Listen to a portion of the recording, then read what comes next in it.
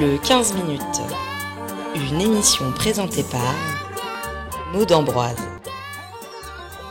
Bienvenue dans le 15 minutes, l'émission podcast francophone du Cambodge. Un quart d'heure dédié à la francophonie et aux acteurs qui la font vivre aujourd'hui. Nous sommes très heureux d'accueillir des élèves du lycée français René Descartes pour une discussion sur l'événement des 70 ans de l'établissement.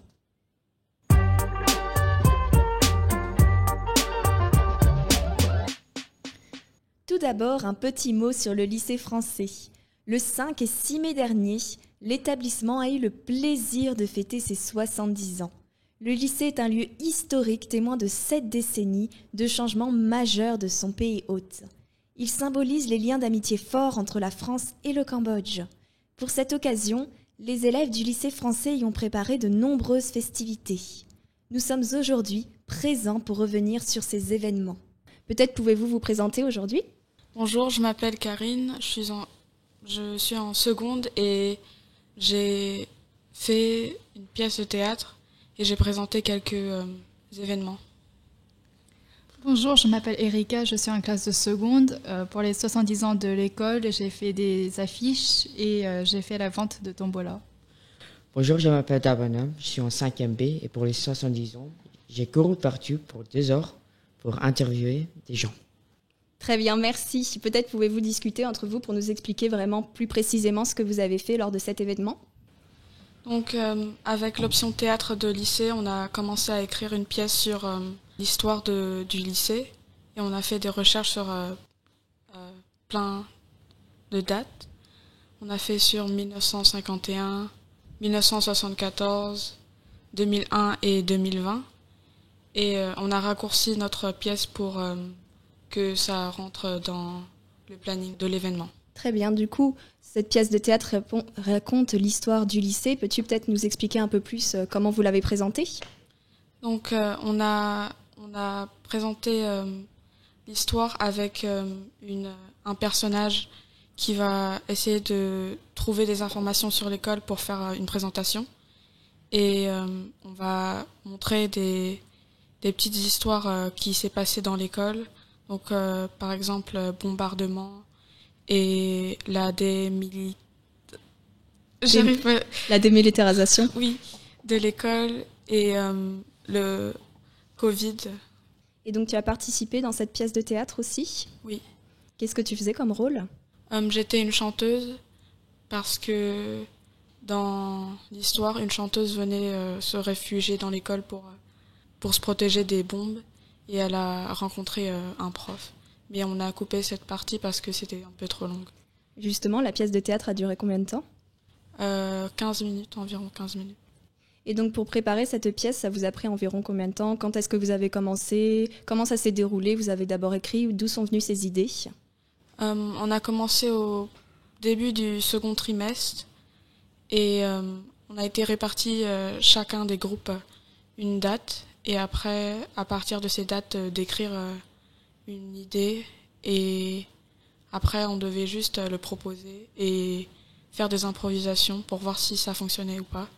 Et après, c'est comme ça qu'on a commencé à écrire.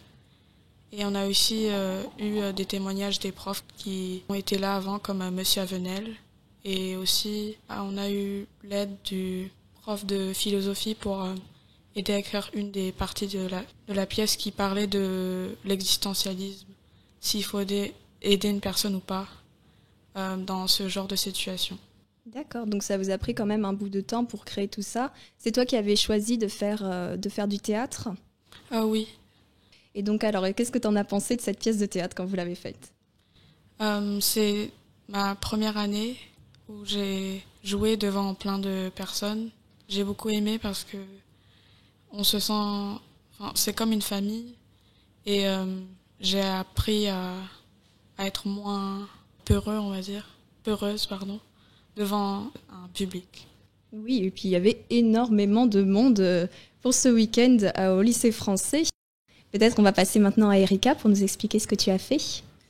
Du coup, pour les 70 ans de l'école, on a fait des affiches en différentes langues. Avec Madame Jadot en français, on a fait des affiches sur un barrage contre le Pacifique par Marguerite Duras. Certains élèves ont lu des extraits du livre en khmer et en français. Certains élèves ont fait des dessins et d'autres ont fait des recherches sur le Cambodge durant cette période. Du coup, j'ai fait une affiche sur l'architecture du Cambodge pendant cette période. D'accord, et donc tu l'as fait en français et en différentes langues ou juste en français pour ça? Pour ça, c'est juste en français. Et dans différentes langues, on avait d'autres périodes de temps qui ont été réparties sur les différentes. D'accord, est-ce que tu peux nous présenter un peu l'affiche que tu as faite, ce que tu as écrit, ce que tu as fait dessus? Du coup, en français, j'ai fait l'architecture khmer. J'ai parlé de l'église du Mont Bokor, de la station du Mont Bokor et des monuments du Cambodge, par exemple le monument de l'indépendance et de la maison qui était dans le film de Un barrage contre le Pacifique qui se trouve à Kampot. Et on a mis des cartes de la concession de la mer de Marguerite Duras et de leur trajet autour du Cambodge. D'accord, et donc je suppose que vous avez étudié en cours le roman de Marguerite Duras et vu son film aussi? Non, on n'a pas vu le film en cours, mais certains élèves ont lu le livre en classe et d'autres non. D'accord. Et donc qu'est-ce que tu en as pensé de faire des affiches comme ça? D'où est venue l'idée? C'est toi qui l'as décidé ou c'est les professeurs qui vous en ont parlé? C'est les professeurs qui nous donnent la période de temps sur laquelle on doit travailler et on peut écrire ce qu'on veut et faire une affiche de ce qu'on aimerait. Et comme Karine, tu as commencé à quelle période pour faire ces affiches? Au début du 2e trimestre aussi. Aussi la même chose. Et alors, qu'est-ce que tu en as pensé, le résultat final? J'ai bien aimé voir les affiches accrochées sur les panneaux et mon affiche préférée était celle qu'on avait fait en espagnol. Et donc tu as dit qu'il y avait eu 4 langues différentes. Peut-être tu peux nous parler un peu de comment vous avez fait pour les faire en d'autres langues? Du coup, en espagnol, on nous a donné une période de temps et de certains événements de cette période en Espagne.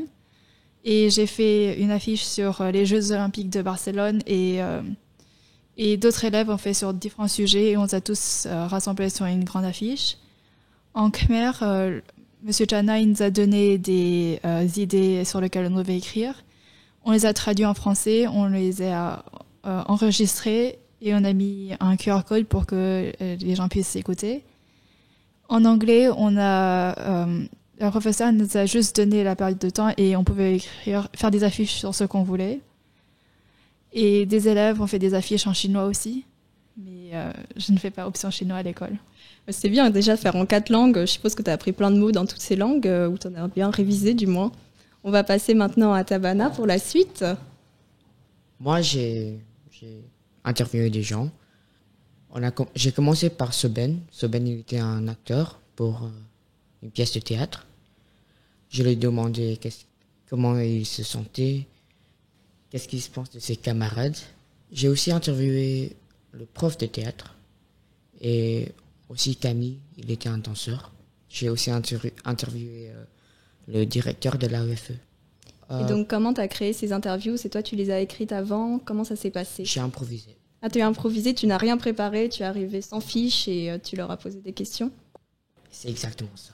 Très bien, et ça s'est bien passé? Oui. C'est des interviews d'environ combien de temps que tu as fait? De 1 à 3 minutes. D'accord, et ce sont des enregistrements ou tu avais pris une vidéo aussi? Comment ça s'est passé? Non, c'était que l'audio. Et donc je suppose que comme tu l'as fait sans préparation, tu n'as pas eu besoin de te préparer au second trimestre? Avant, j'ai fait un enregistrement sur le planning du 70 ans. J'ai parlé à quelle heure ça a commencé, à quelle heure ça a fini. Et tu avais contacté ces personnes avant pour leur dire que tu faisais un interview? Ben, il était mon ami. Alors, avant, il a performé son pièce de théâtre. Je l'ai demandé. D'accord, très bien. Et donc, que penses-tu du résultat? J'avais pas de casque quand je l'ai interviewé. Alors, je suis très anxieux de mon accent parce que c'est très fort. Et alors, tu les diffuses comment, ces interviews? Moi, j'utilise Mixpal et je peux changer le volume de mon voix. D'accord. Et si nous, on veut les écouter, où est-ce qu'on va les écouter? En fait, je devais le diffuser aujourd'hui sur le site de lycée, je pense. Et tu as fait ça tout seul ou tu étais avec d'autres personnes pour interviewer? Normalement, mon ami, camarade Tom, il est éco-délégué, alors il avait des choses à faire. Beaucoup de travail. Mais oui, on a vu pour ces 70 ans, ça a été très mouvementé, énormément de monde, donc vous avez bien pu montrer ce que vous avez fait et c'était vraiment super. Félicitations à vous tous. Et donc en dernière question, je vais vous demander à tous les trois, qu'est-ce que vous a apporté cette expérience? J'ai beaucoup appris sur comment jouer en théâtre et que c'était un art dramatique. Parce que je voyais être acteur comme jouer la réalité, mais en théâtre, il faut exagérer. Pour moi, j'ai pu rencontrer plein de personnes, on a pu échanger et du coup, j'ai pu voir les choses sous une différent point de vue. Et aussi, j'ai beaucoup appris sur l'histoire du Cambodge et du monde pendant cette période. Moi, je pensais que c'était une très bonne expérience. J'ai pu parler à plein de gens et rencontrer des nouvelles visages. Super, merci beaucoup.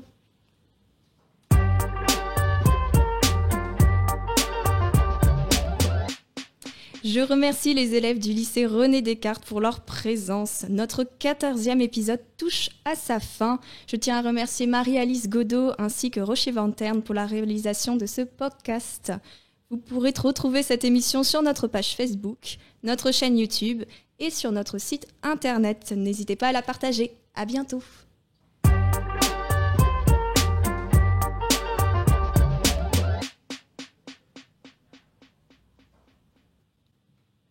Et donc en dernière question, je vais vous demander à tous les trois, qu'est-ce que vous a apporté cette expérience? Je pense que j'ai beaucoup appris sur comment jouer en théâtre et que c'était un art dramatique. Parce que je voyais être acteur comme jouer la réalité, mais en théâtre, il faut exagérer.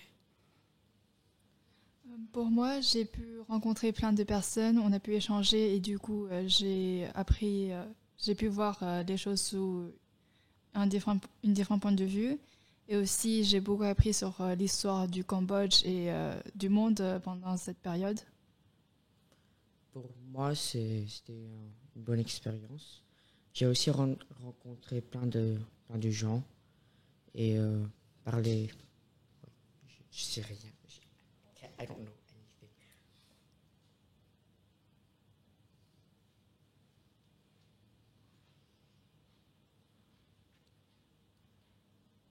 Et j'ai pu parler à plein de différents gens. Ouais, ça. Still don't know what to say.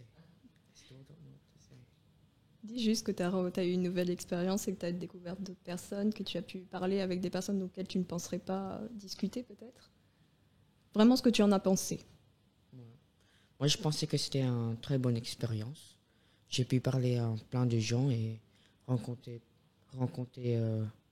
des nouvelles visages. Super, merci beaucoup.